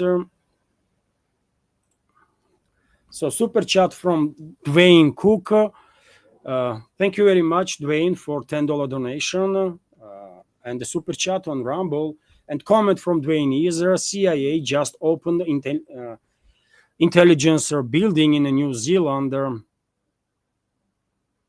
Scott Ritter said 2 weeks subs Trump sent to Russia have a nuclear arsenal 6,000 times more powerful than what was dropped on Hiroshima. Well, I cannot argue with Scott Ritter on numbers. He's after all, military expert, isn't it? But I said many times in my updates while commenting on this nuclear subs issue that even one Ohio-class submarine, by the way, which carries about 20, I believe, intercontinental ballistic missiles with multiple nuclear warheads. Even launch from one Ohio-class submarine is enough to basically provoke full-scale nuclear exchange between the countries, and that will mean end of everything. And at any given point, I believe U.S. has on a combat patrol at least 3 or 4 Ohio-class submarines that been escorted either by Los Angeles type of hunter submarines or Virginia type of submarines. And same time, by the way, it a similar number or maybe even more nuclear missile carrier submarines of Russian Federation are on a combat patrol, Borei and Borei A class. submarines, right? That are also escorted with for protection, by Russian hunter submarines, right? Each submarine, by the way, each of these submarines, either Ohio class that US has, or Russian Borei class submarines, are basically enough to decimate, I will argue, any country. Any country. Each submarines are enough, right? If you take in account what kind of chaos and developments might take place after all these dozens and dozens of warheads, nuclear warheads, will strike at their destination, right? So yes, I don't know if they are 6,000 times more powerful or not, but currently, as far as I can tell, and correctly, dear friends, if I'm wrong, but usually power of modern nuclear warheads, I mean, usually it's from 150 to 250 kilotons, right? Each nuclear warhead. And I remind you, friends, that nuclear warheads that was detonated in Hiroshima and Nagasaki by US militaries were up to 20 kilotons. First was 15 kilotons, second like about 20 or something like that, right? So obviously modern thermonuclear weapons, and there is also a big difference that US dropped atomic bombs on Hiroshima and Nagasaki. And now modern nuclear arsenal is no longer based on atomic bombs. Modern nuclear arsenals are based on thermonuclear warheads, right? That are much more powerful than atomic bombs. Although, same time, we should keep in mind that both US and Russia also have nuclear weapons with their megaton power, right? I don't know if they still in operational this high yield nuclear warheads like megaton and over, but they might be in service still, by the way, right? Thank you very much, Dwayne, for your donation once again, and for your commentary. I appreciate your support, dear friends, and I'm. Was there anything through PayPal or anything else on? Okay, so we had a free super chat, dear friends. I can see chat itself both from YouTube and Rumble simultaneously on the StreamYard, but unfortunately, I can see only written text. I cannot understand from this text is this question is a super chat or not. So that's why my wife Anya is making a screenshot and sending me screens of the super chat, because I myself could not recognize that this question or the comment is a super chat or not. So I'm grateful to Anya for helping me. And well, dear friends, let me be engaged with the community now for a little while. Let's have a exchange of opinions. Peter Frowen is asking, did you take care of the problem with the water in your Moscow apartment? Yes, dear friends. Yesterday I mentioned this. Nidish Kumar also asked me. Yes, sir. We left key, just in case. We left key to our relatives in Moscow, and they went yesterday to check the situation, and it's all good. It's all good, basically. Situation was resolved, and initially, I had to cut a live stream on Sunday because I did not know scale of the situation. I was just hearing when my wife was talking to people that were calling from Moscow, and when I hear that it's like water is leaking and stuff, obviously I become nervous. What the hell, right? Then we learned some more, and then our relatives went to check, and situation is being resolved. There is a damage on a pipe that is not related to us, basically. And this pipe itself, major pipe that goes through building, this pipe itself has to be fixed because there is a little leakage, drop by drop, but that goes along pipe itself, and under our floor somewhere this people noticed that there is a drops of water. Drops, by the way. There was not like raining or something. They noticed that there was some drops, and it's gonna be fixed now. So emergency service is being called, and they will deal with the issue. Thank you very much for attention. For thank you.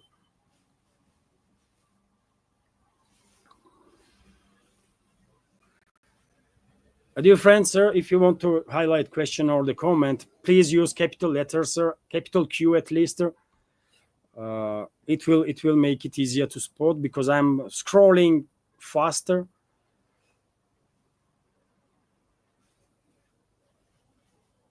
As you know, we will have a big community chat on Sunday, and hopefully this Sunday we will have a truly big community chat. So we will have a good conversation. Not like last time when I had to cut the stream due to this, situation in Moscow.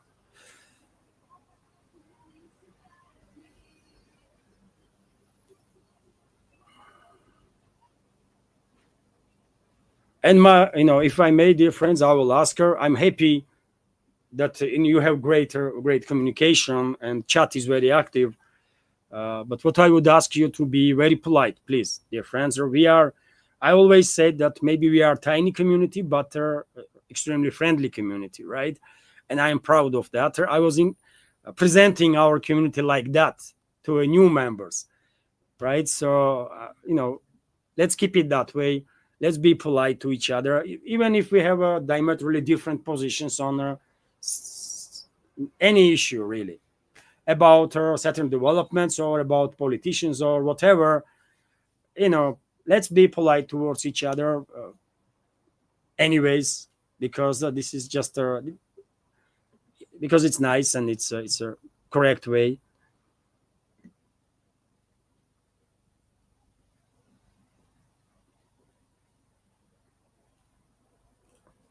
Nitish Kumar is commenting, Levant Trump has businesses in India. If he keep threatening, we will do what we did to TikTok. I did not know that he had businesses in India.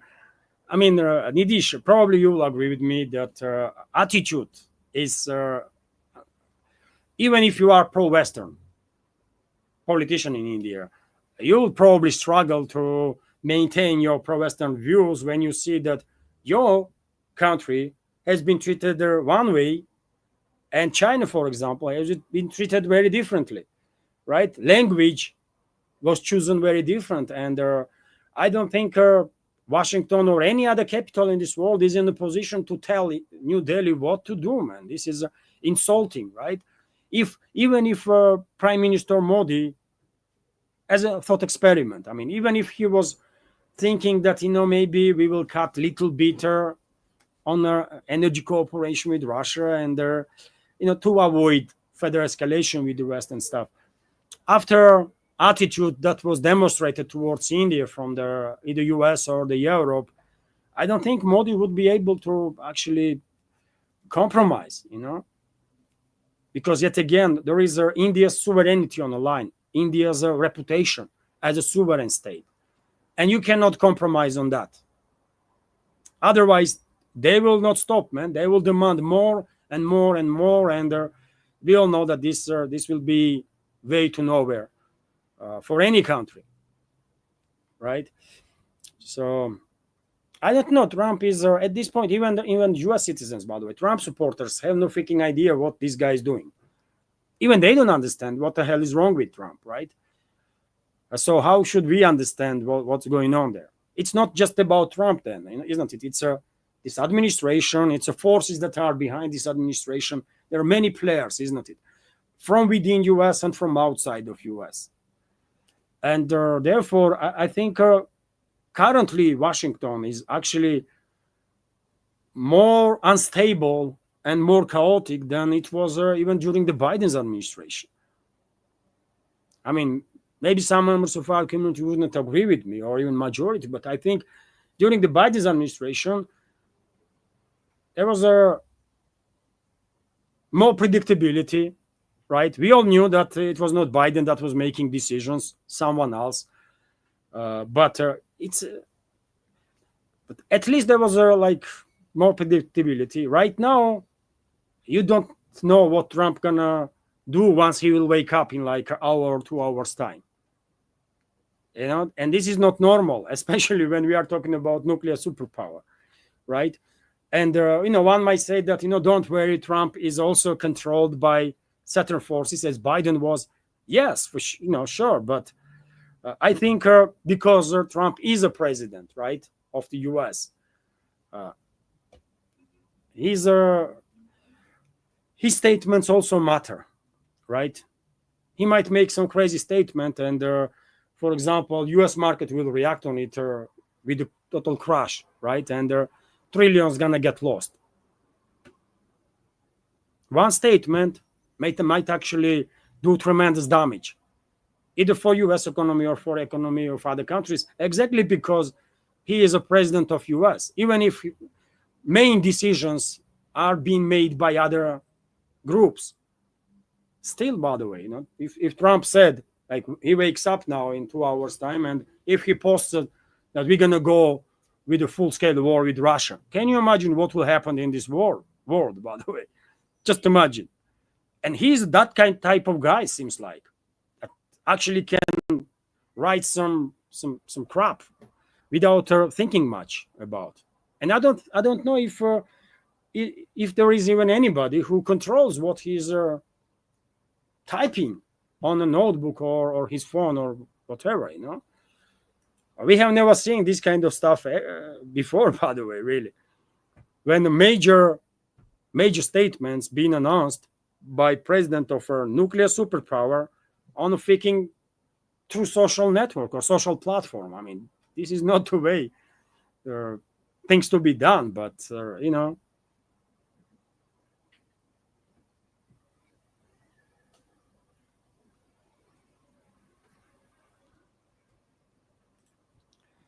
Nidish Kumar is also commenting, Levan, I think they will increase racism against Indian Americans. I think, I hope all those engineers come home and build our country. Well,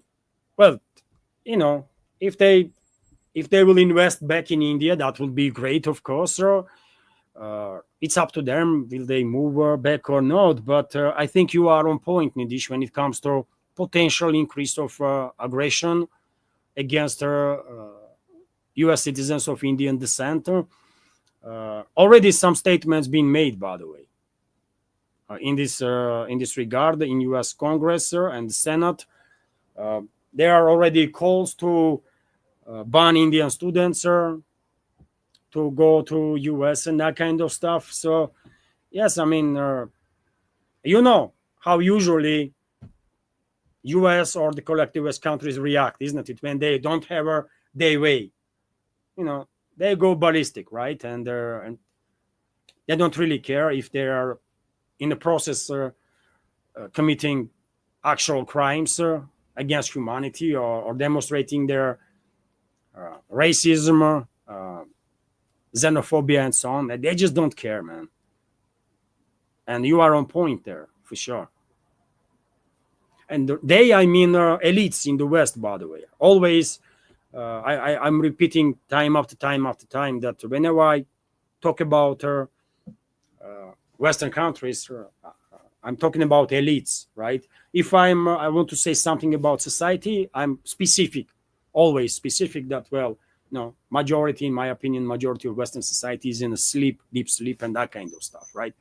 But if I'm not specifying, then I'm talking about elites of the West. Because that's who that's the decision makers, isn't it? They don't ask people anything, really.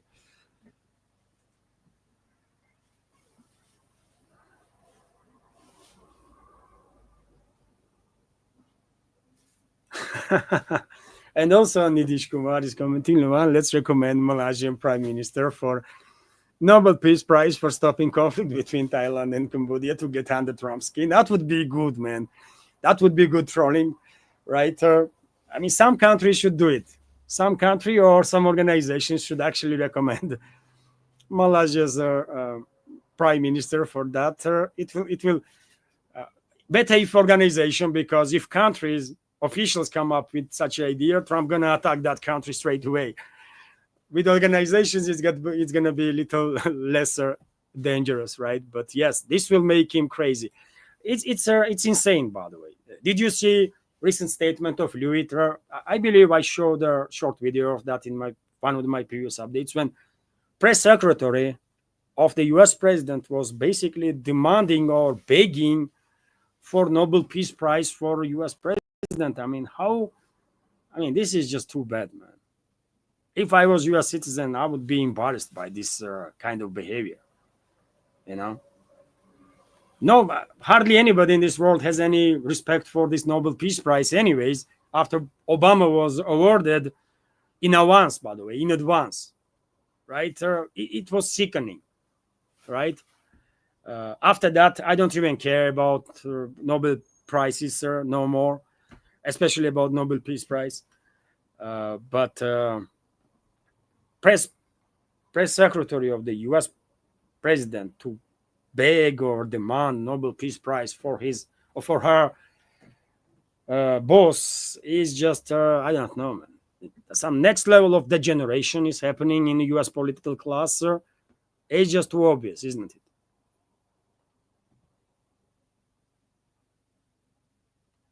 How this is even possible, man? But it is possible, isn't it? How are we gonna survive, man, these crazy times? How are we gonna survive, we as a humanity, these crazy times when collective West countries are actually run by freaking morons, man? I don't know. I don't know, man.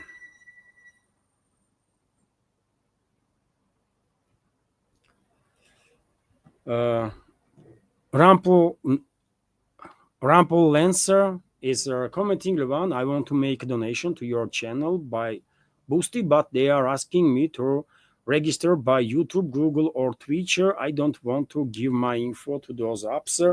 How can I register without using it? These apps? Oh, I think Boosty. That's what Boosty does, by the way. When I want to go inside the Boosty, I also use one of my accounts, either my Mile or YouTube or whatever. That's what I do. And I believe there is also a phone number. You can put your phone number. I'm using my Mile. I believe once you get in, then it will never ask again. Usually, it does not ask every time to get authorized on the platform. Then it will let you in automatically. I believe I used my Mile, but I don't even know if there is any other ways. What I do know is that here in Russia, it asks certain accounts on social media that are popular here in Russia. For example, Vkontakte. Oh, I use Vkontakte. Sorry. I believe I use Vkontakte account. Either Mile, either Vkontakte. So here in Russia, Boosty asks for accounts in a local popular network. Vkontakte or Odnoklassniki or YouTube is also still popular in Russia, right? In other countries, in India, it will ask. It will not ask, by the way. You just can authorize that way, right? It's just easier. You click and you are inside the platform, or automatically. I guess that's why they have such a way to operate. I don't know if, and I can understand, dear friend, that you don't want her to use your current account of YouTube or Google or whatever to authorize, and then don't do this. Just don't do it. Just don't do it. I don't know if there is any other ways. I used my Mile. I didn't really think much about it. I just use whatever I don't even remember which one I used, by the way. Either Vkontakte or my Mile. It's a big company, by the way. So what they gonna do with my account? I mean, nothing, right? Maybe they will share what these IT companies are doing. They are sharing information to advertisers, isn't it? So if I'm authorized with the YouTube, let's say on a Boosty, then based on my interests, I might see advertising of certain goods. Maybe, I don't know. I'm not IT specialist, dear friends. So I can understand the safety issues, sir. I understand that you don't want your account to be used, and then don't do it. I appreciate that you want to support Rumple, anyways. Thank you, but just for peace of mind, just don't do it. That's it.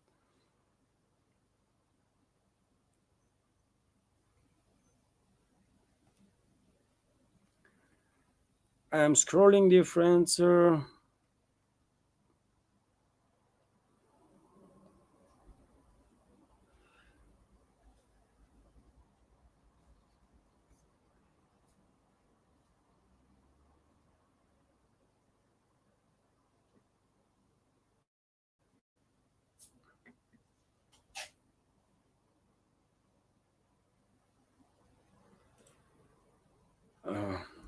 Their political animal is commenting the EU economy is USA's crumbling empire's launcher. And well, I have to agree with you. It does looks like it, right? US is there is a big focus now, as far as I can tell, on reindustrialization of the US, and if this will happen actually, and process is underway, kind of, and if this process will be success, then this success will come on expense of European economies. So in a way, you are exactly on point, isn't it? That U.S. economy, EU's economy, is it's kind of lunch for U.S. for U.S. economy. It is what it is.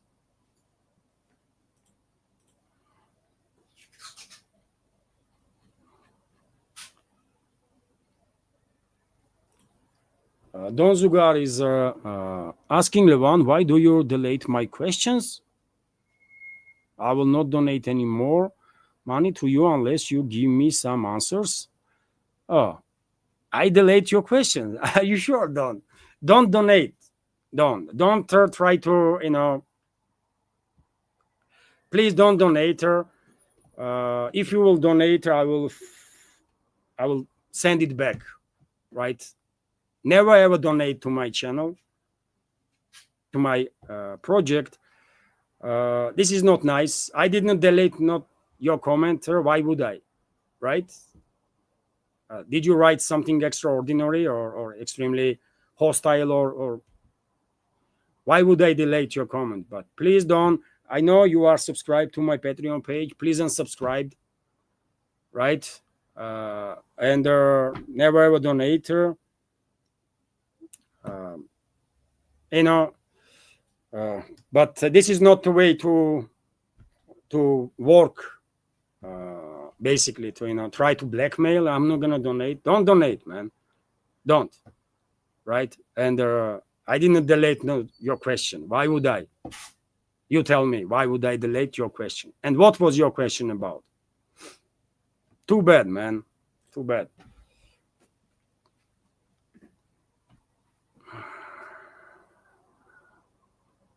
It's not good, man. We should not behave that way, like I'm trying to provide some content, news updates, some commentary from pro-Russian standpoint, right? As I see pro-Russian interests, right? Or Russian interests. At the same time, I never claim that I know any better than anybody else, right? All my knowledge is based basically on my experience in journalism, like 30 years plus experience, and my education, right? And sometimes I may be spot on, sometimes not. I'm trying to find a place in this field of news and political commentary, and do useful and be useful for community. But I don't accept no blackmailing stuff, by the way. I mean, don't even try, man. You think when I did not knew that I'm gonna lose significant support because I was not a ally of neolips, or because I'm critical of Trump and his administration now, or because I'm critical of Israel. I know what I'm doing, by the way, and I know that my channel on YouTube can be canceled right now, right? Because of my criticism of this fascist regime of Netanyahu. I know. And I don't want my channel to be canceled, but nevertheless, I will say what I think. And I don't take no blackmail from nobody, man. It's not good, man, to talk like that. You know?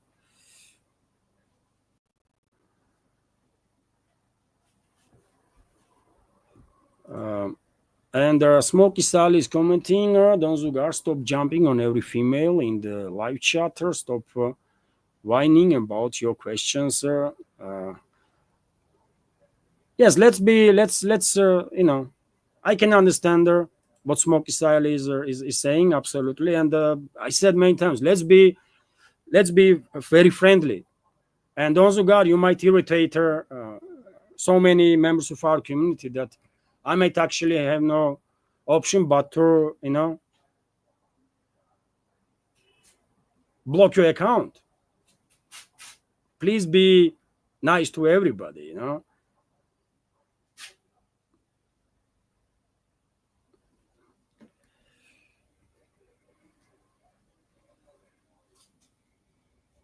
What the hell, man? I guess I said it all, right?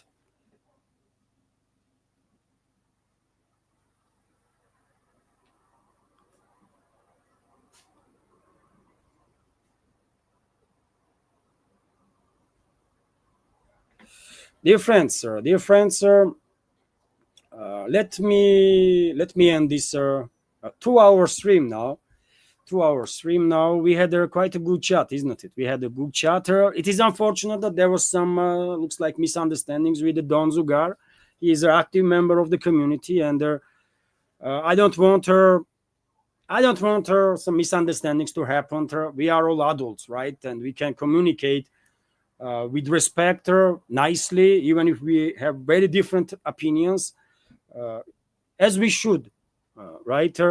We are not some sort of a programs, right, to have a same opinion about everything. No, we are human beings. Sometimes we agree, sometimes we disagree. But main point is to treat each other with respect. That's always to come first, right?